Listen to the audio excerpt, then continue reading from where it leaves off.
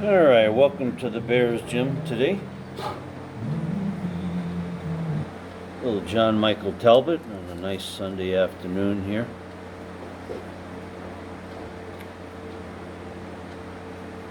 Okay, for our Bible study, we are in Numbers,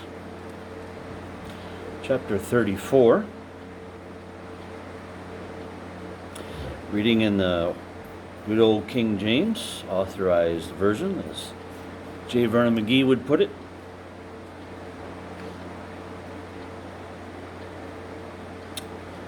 Numbers 34, we're going to talk about boundaries, homestead, home slice, right? Home slice. We're going to talk about refuge cities. Very interesting how they dealt with murders, accidental homicides, and so forth. We'll talk about that when we get there. For now, Numbers chapter 34, we're going to get the separations and the boundaries of the tribes and their allotted areas. So interesting, it's not like the day of Pentecost section in the scriptures, as fires are coming down from heaven, But interesting, nonetheless. Biblical principles to understand and learn.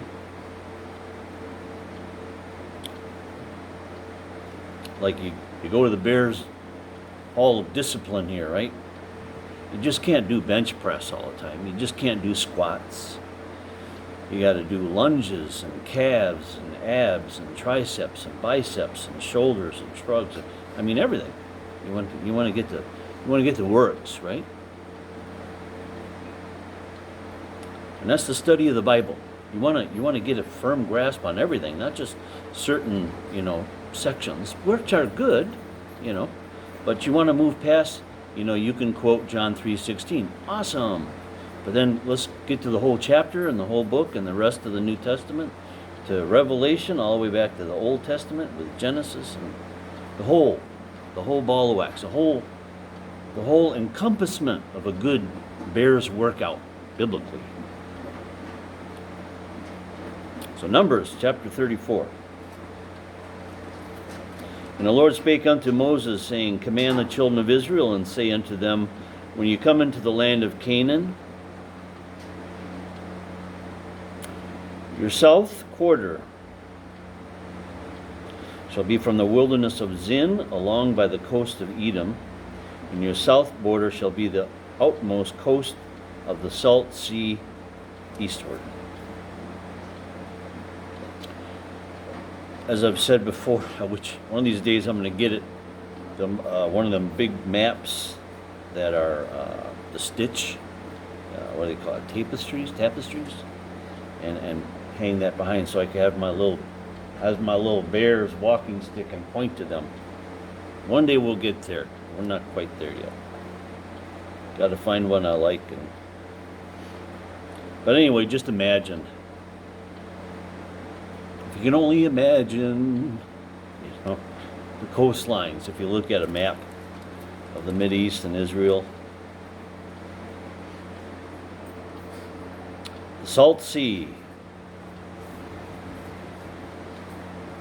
coast of the Salt Sea and eastward, and your border shall turn from the south to the ascent of Akrabim and pass on to Zin, and the going forth thereof shall be from the south to Kadesh Barnea, and shall go on to Hazaradar, and pass on to Asmon.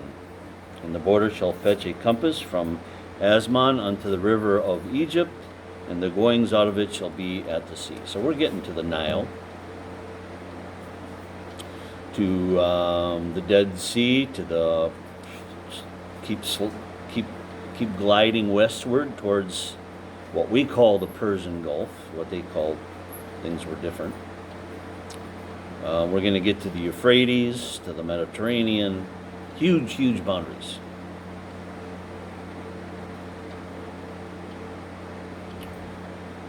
Never been to Israel. Seen pictures, videos. Looks very much like New Mexico. Lived in New Mexico for several years. beautiful at night, seeing the stars. A little bit barren, dry, rocky, Good climbing. Did a lot of climbing in New Mexico. Mountains are beautiful, lots of trees. And once again, good places to climb and go hiking and, get out and meet with the bears in the woods, But the flatlands and the prairies, pretty dry. And that's kind of what Israel is, unless it's been irrigated and tended. And understand Israel is very much like that now. Very much tended, irrigated, lots of fruit, vegetables, and so forth.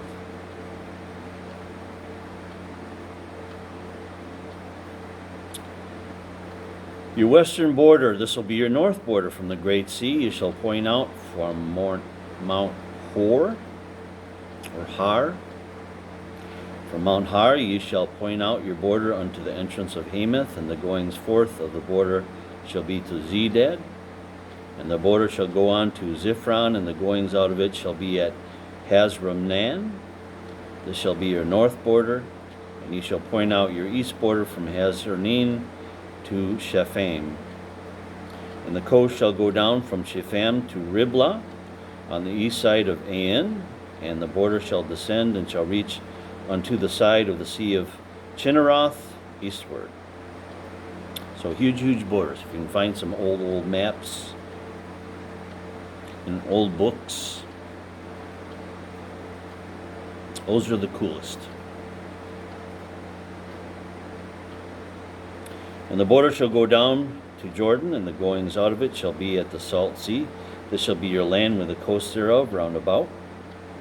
And Moses commanded the children of Israel, saying, This is the land which ye shall inherit by lot, which the Lord commanded to give unto the 9 tribes and to the half tribe, for the tribe of the children of Reuben, according to the house of their fathers, and the tribe of the children of Gad, according to the house of their fathers, have received their inheritance, and the half tribe of Manasseh have received their inheritance.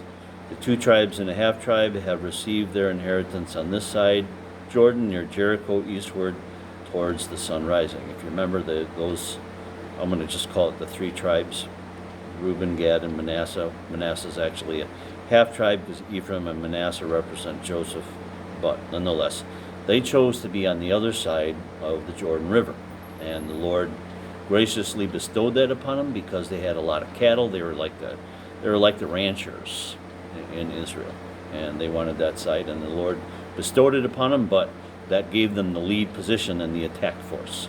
That's what the deal was. He said, okay, you can have it, but when the children of Israel go out to battle, you're gonna take point.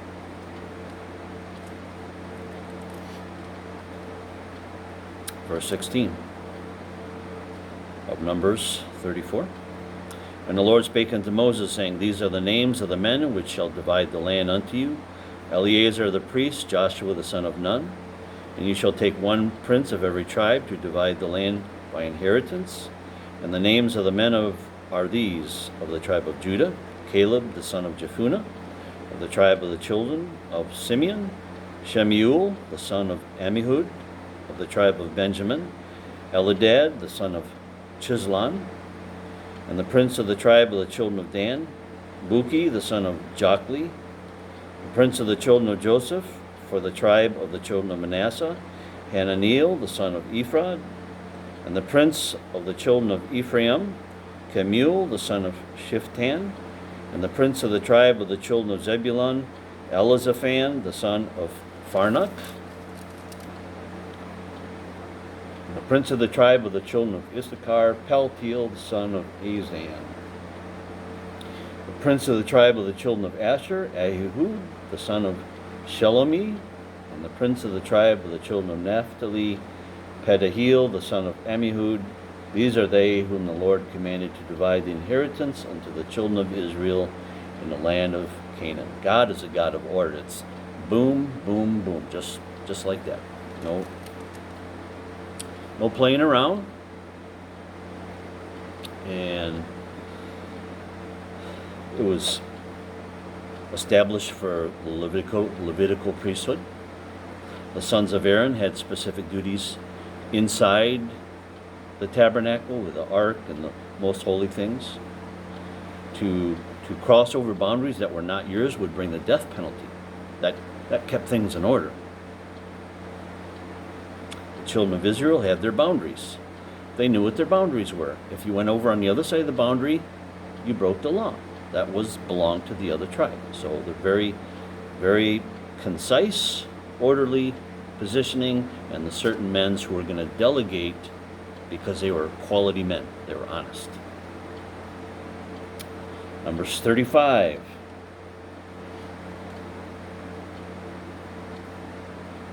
And the Lord spake unto Moses in the plains of Moab by Jordan near Jericho, saying, Command the children of Israel that they give unto the Levites of the inheritance of their possessions cities to dwell in, and ye shall also give unto the Levites suburbs for the cities round about them. And the cities shall they have to dwell in, and the suburbs of them shall be for their cattle, for their goods, and for all their beasts. In other words, they were able to stretch out.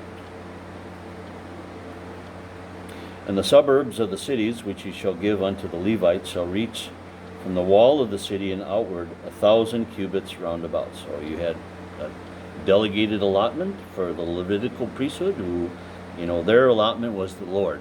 But they also had an allotment of land to grow vegetables, crops, have herds, and so forth. You shall measure from without the city on the east side 2,000 cubits, and on the south side 2,000 cubits, and on the west side 2,000 cubits, and on the north side 2,000 cubits, and the city shall be in the midst of this, shall be to them the suburbs of the city. So the city would be in the midst of the tribe of the Levites' apportionments for their vegetable grounds and fruit trees and orchards and all that. And among the cities which ye shall give unto the Levites, there shall be 6 cities for refuge, which ye shall appoint for the manslayer, that he may flee thither, and to them ye shall add 42 cities.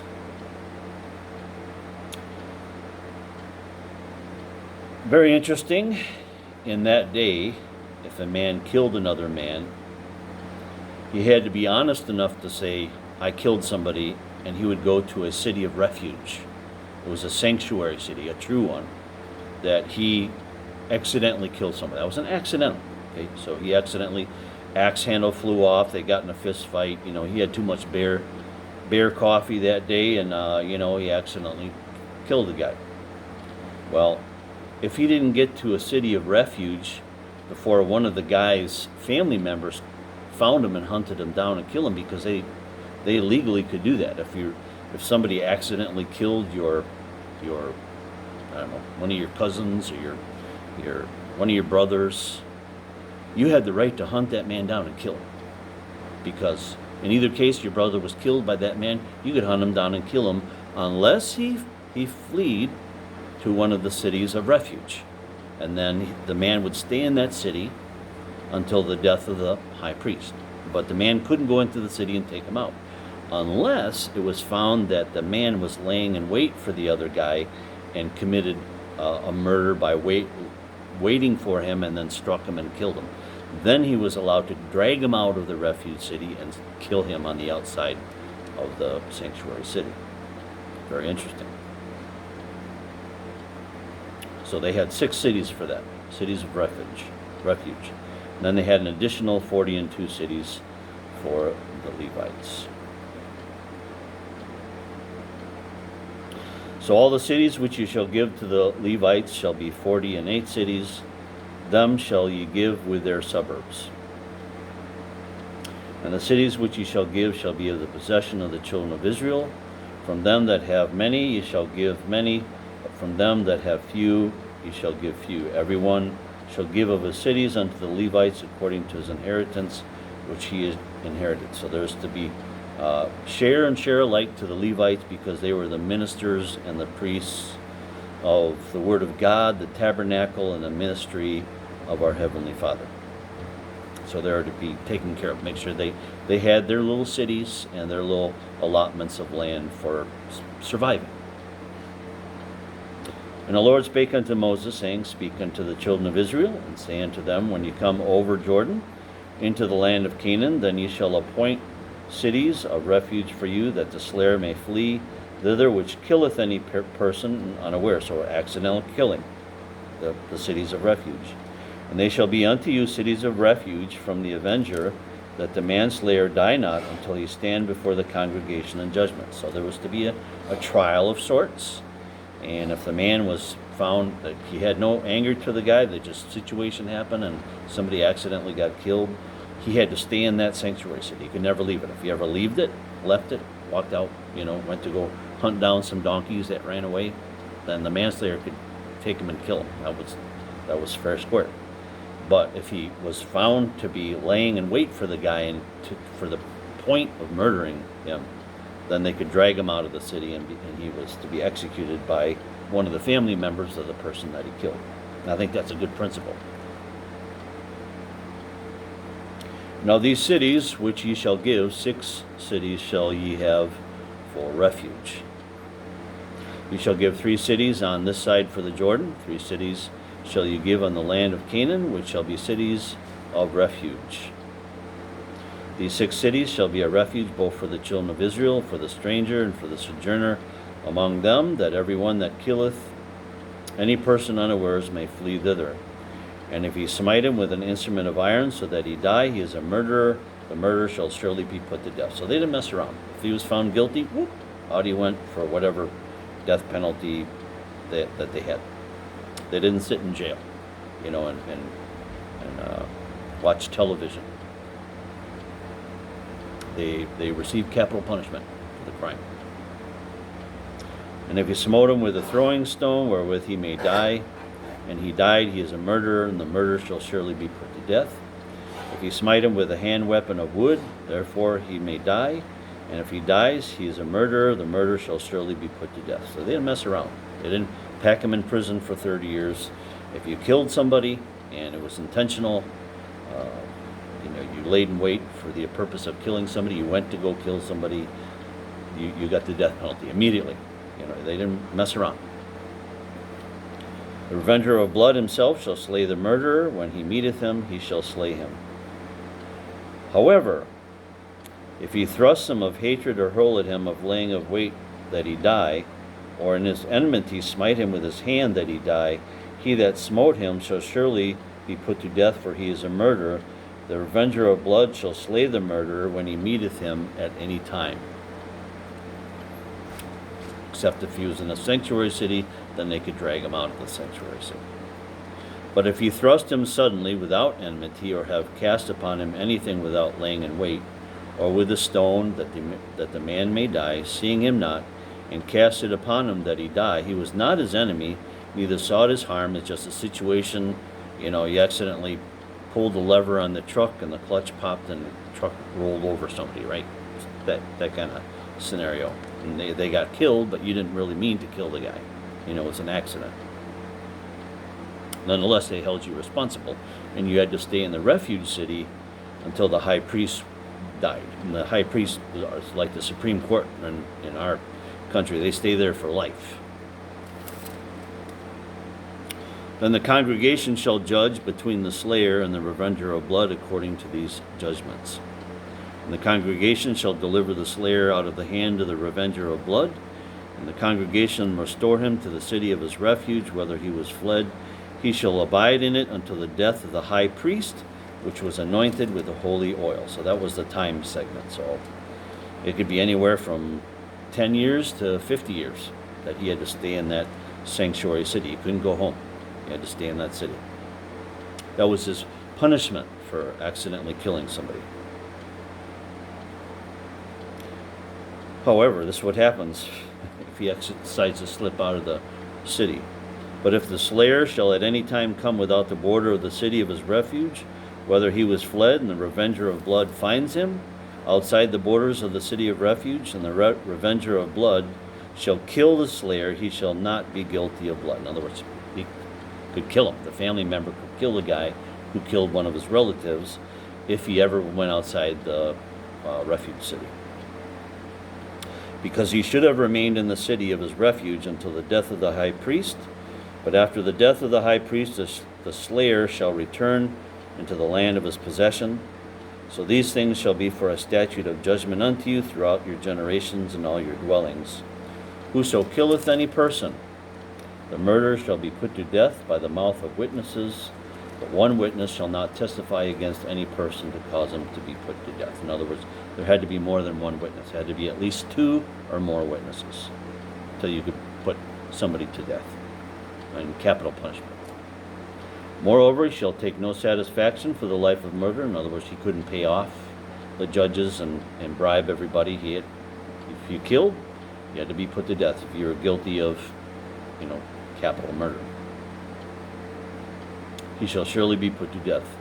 He shall take no satisfaction for him that is fled to the city of refuge, that he should come again to dwell in the land until the death of the high priest. So you shall not pollute the land wherein you are, for blood it defiles the land, and the land cannot be cleansed of blood which is shed therein, but by the blood of him that sheddeth. In other words, capital punishment is a mandatory thing in God's eyes. And when you let people that kill, and you say, well, he was insane, doesn't matter. He killed somebody, he needs to have the death penalty. Defile not therefore the land which ye shall inhabit, therefore where I dwell, I, the Lord, dwell amongst the children of Israel. Very interesting. God don't mess around. The laws are in place, and when you get away from God's laws, you get a messed up country. Enough said. Numbers chapter 36. And the chief fathers of the families of the children of Gilead, the son of Machir, the son of Manasseh, the families of the sons of Joseph, came near and spake before Moses and before the princes, the chief fathers of the children of Israel. And they said, the Lord commanded my Lord to give the land for an inheritance by lot to the children of Israel. And my Lord was commanded by the Lord to give the inheritance of Zelophehad, our brother, unto his daughter. So that situation we talked about earlier is coming to head. And what are we going to do so that once the daughters are passed on, how is that passed on from generation to generation? Very interesting how they deal with it.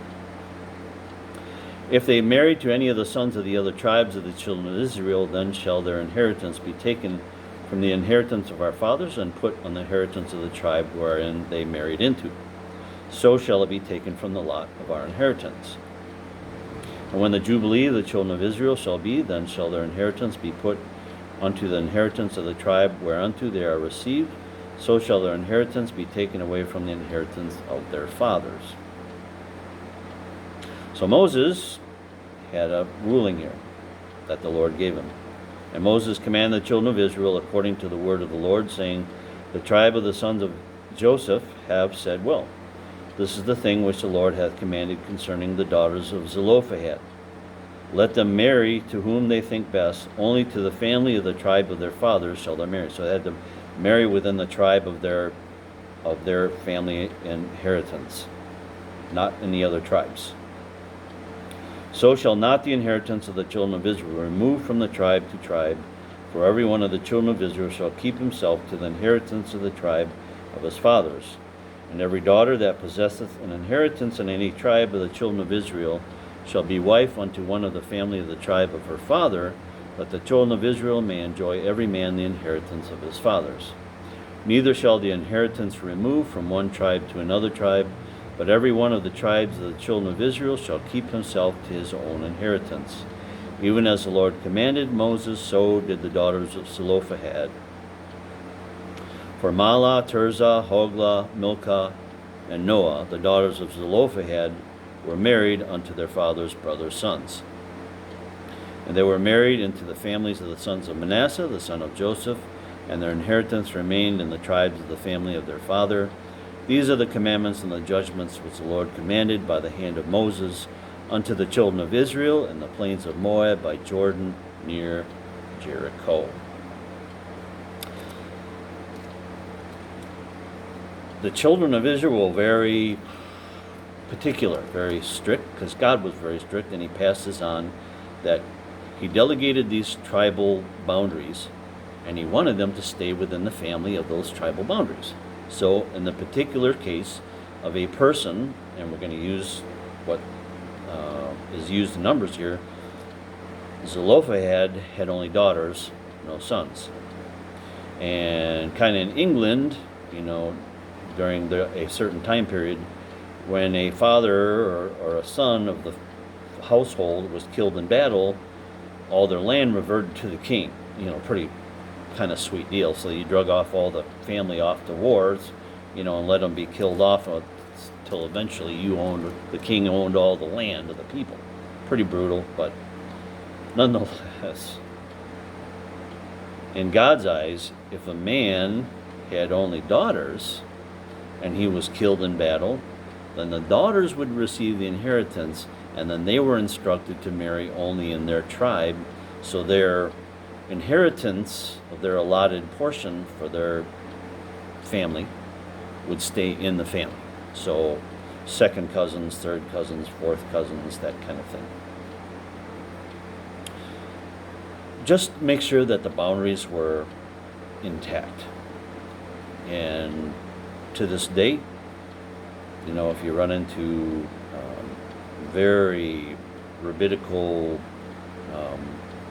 Jewish people that that wear the hats and have the shawls and all that, they're very particular. In the times that I've worked in kosher environments, they were very, very particular of what they did, and that's a very good thing. Washing, the cleaning of the hands, making sure that when you before you cook something kosher in a pot, it was to be totally boiled over, so that 212 degrees plus would obviously sanitize any portion of the boiling urn, right? And very good principle. And if you're out hiking, camping, there's a lot of filters and stuff you can use, but you know what? There is nothing like, all you got is a little creek or a river there. Boil the water. Once you're done boiling it, the water's safe to drink, period. You don't have to add tablets of iodine or, other little doodads. If you boil the water, it's going to be safe to drink. Anyway, kind of interesting how God allotted to the children of Israel, because it was real people. People die. People accidentally get killed. There are murderers. There was murderers in Israel. There's murderers in America. There's murderers in your country. What do you do with them? If they're found to be laying in wait and they went for the sole purpose of killing somebody, they are to be executed by the government authorities, or in that day by the manslayer, the avenger of blood, and to cleanse the land of blood guilt, because blood guilt has a condemnation upon the land. If somebody commits an act of murder, they are to receive the death penalty and wipe them out from the land, so that the curse of the blood is appeased in God's eyes. Now, reverting to the spiritual sense, there's no animals that can be sacrificed that can wash away sins from us.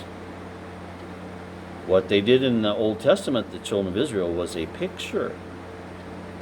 It was a temporary covering until the Son of God, the creator of the universe, came, shed his blood,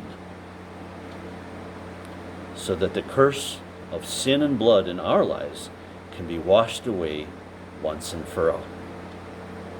Beautiful, beautiful pictures in the Old Testament. The knowledge of laws, the principles. Why? Because the things that God did with the children of Israel here on earth represented a picture spiritually, and also a picture in heaven. So that one day, those of us that love Jesus Christ, the Son of God, we have been washed and regenerated by the Holy Spirit. We're looking forward to the appearing of our Jesus Christ, the rapture of the church, which I think is soon. I could be wrong, but I think it's soon. A lot of evil on earth. I think the rapture of the church is real soon. And I think, friend, if you're messing around out there, it's time for you to get it right and get ready, because I think Jesus is coming soon for the people that love him. God bless you, friends, and we'll see you next time in the Bears Jar. Bye-bye.